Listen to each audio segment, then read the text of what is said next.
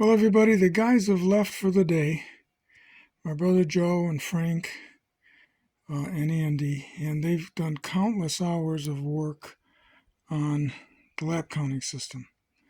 The last video you saw, this tower was populated with 7-segment display that showed lane 1, 2, 3, 4, 5, 6, 7, 8 cars running. They've been removed. Now the ball's in my court because the system is proven out and I need to populate the scale board.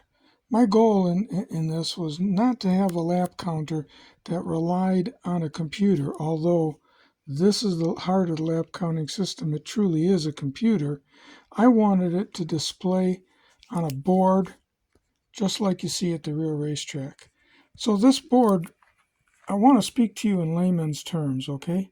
All that Latin that you saw in the other videos that my brother and Frank were talking is something I don't hardly understand, but you may be able to see this.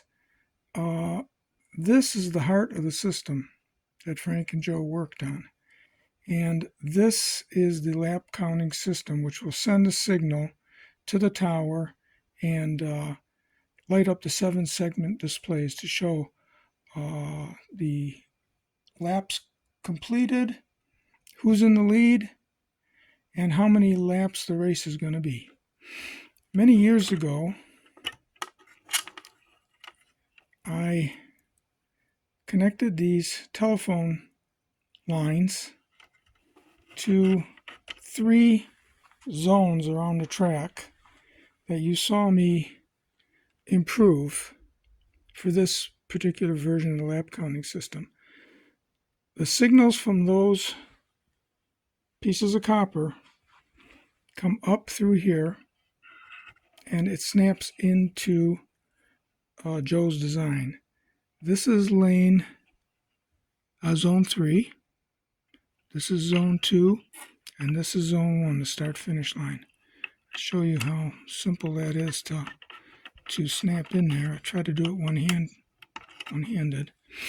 Now the idea there is so that this brains of the system is going to be set in this area underneath the track near this power supply, which is supplying 5 volts. It's an old computer power supply. And they'll both be under the track in this area so that they can access it and work on it. Again, zone 1, zone 2, zone 3.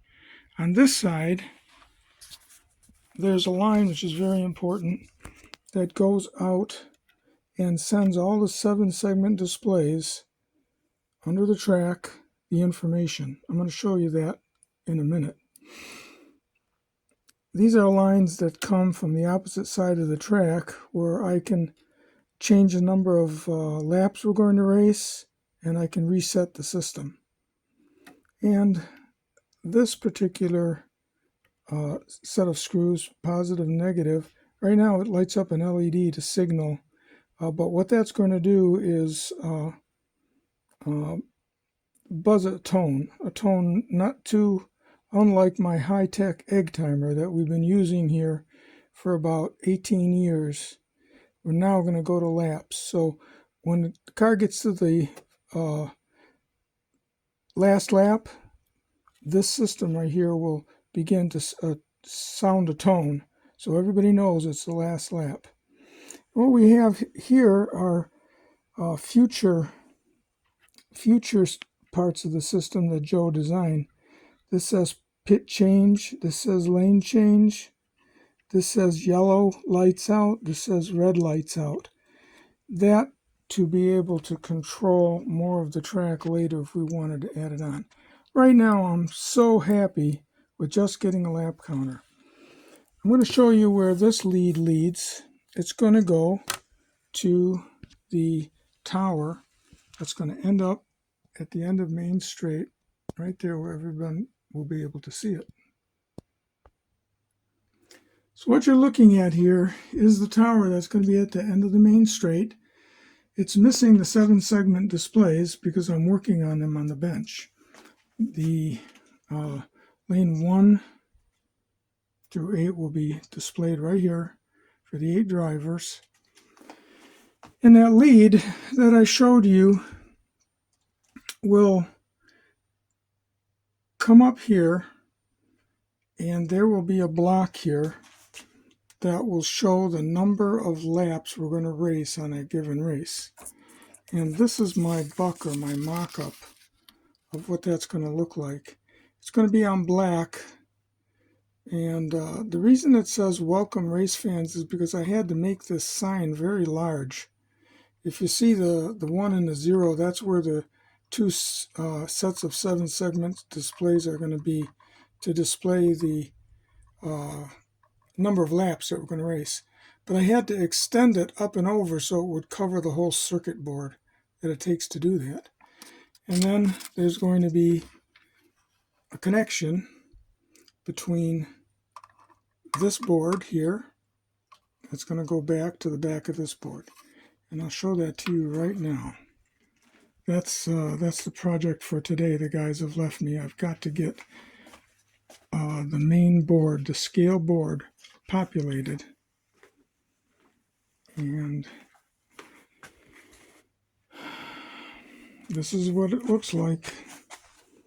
The main leaderboard is right here. And I've been able to mount the new circuit boards here for 1, lane 2, and lane 3. I haven't finished lane 4. And of course, this whole assembly is going to mount on that tower. These are the circuitry for the 7-segment displays to operate. These two took a lot of design work. Note that this will take the main input from the lap counting system, and then that information is transferred from lane 1 to lane 2, piggyback to lane 3 to lane 4. And both cars A and B will be illuminated. On this side is where power comes in, 5 volts, and again it's piggyback, so each one of these circuit boards have power. And then you'll see that there's a long lead that runs to the circuit board that sits behind that sign that I showed you I made. And this is where the number of laps are going to be designated. See how big the circuit board is? I had to cover it. And that's why I came up with the idea of putting up there welcome racing fans and displaying laps here on this side. So the actual sign, when I finish it, it's going to be that big. We'll be working on that tomorrow. I got to get all this done before the guys come back in a few days. So what I thought we'd do here is take a look at how these circuit boards are mounted onto my leaderboard.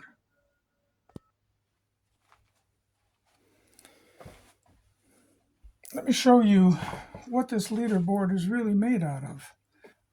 These quick disconnects here, if you guys race radio control cars, you recognize these thermal connectors. This is so that we can easily take this apart and take it off the tower if it needs repair. But this is a box framed in with wood, and it's covered in this vinyl clad poster board. And I went to the Staples and got the stick-on letters. And again, I did this many, many years ago, and I had to pull all the 7-segment displays out that were just sitting there naked so that these circuit boards could be mounted in there. You'll note that these come apart so we can work on it, which I thought was ingenious. Clips back in. And you can look in here and see the structure of this board. It's poster board framed in with wood. And what we're doing is setting the segment displays in through these holes that are cut for it, and then using screws and rubber O-rings to set the height. We're screwing it down 3 places. Hopefully you can see that. So our job today is to finish this board, and I thought you'd be interested in how we go about it. So you can watch me fumble my way through here for a minute and try to line it up. This is the first time I'm going through this. I don't know if it's going to fit or not. Note that these supports here are interrupted by the board. I had to cut them out and also cut the board to clear it. That's okay, I'm perfectly content. I'm going to turn this over and make sure that those 7-segment displays pop through. Get it on that side, and if I can get it on this side, I'll be super happy. Come on, baby, don't let me down. Let's see if we can get that in. It's a tight fit, and my goal is to make everything look as to scale as I possibly can. And this time maybe I overdid it. The others fit.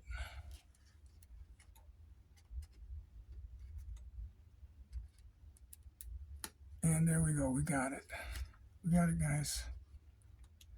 All right, so now these 7-segment displays for lane 4 are upside down on the track. They look like this, guys. Now our job is to mount this circuit board right here. What I need to do that is I'm going to get a drill, and you can see these holes that Joe and Frank designed into the circuit board. There was a great deal of design engineering work that had to be done in order to make this all come together. This wood existed in my leaderboard. Drill a small hole just to help the screw get started.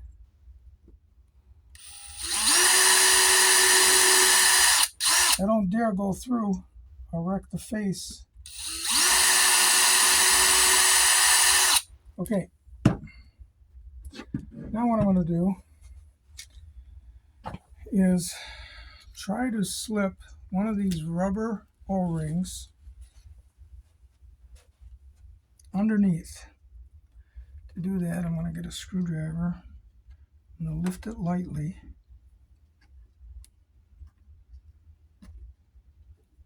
Okay, come on, baby, don't let me down. Good. Got that one started. In order that it doesn't run away from us. The circuit board in this design is sandwiched between 2 O-rings, so we don't put pressure on that circuit board.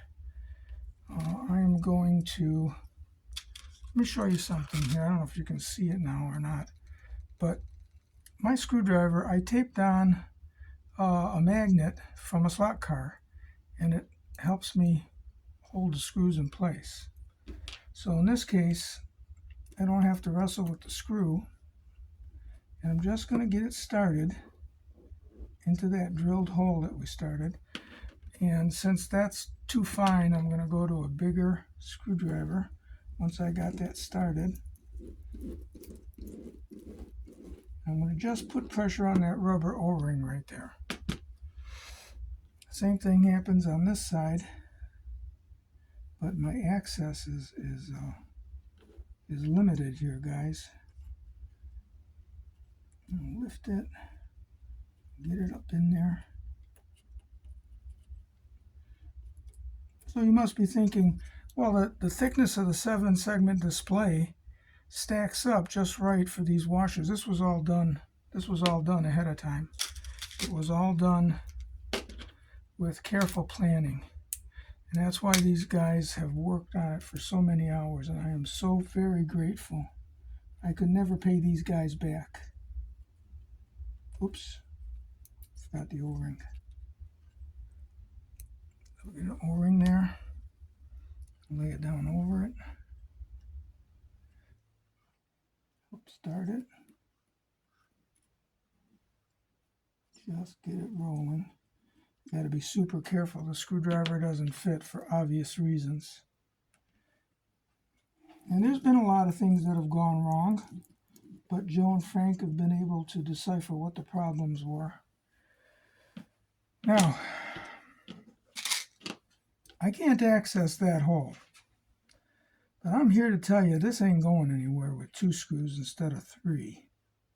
So I am going to hold off on mounting that 3rd screw there. Let me get this guy till it just touches. This guy is still, the O-ring is a little bit loose. You can see the O-ring start to squish, so now it's got a firm hold of that. I'm going to turn it over and hope like heck that it's level. And I am very happy with that, guys. So the leaderboard is done. The circuit boards to make those 7-segment displays work are in place and tested. And this jack buckles up to here, whoops, like that. And this guy buckles into here, and this is going to show us the number of laps. So when next we meet, I'm going to work on this signage for the number of laps we're going to race.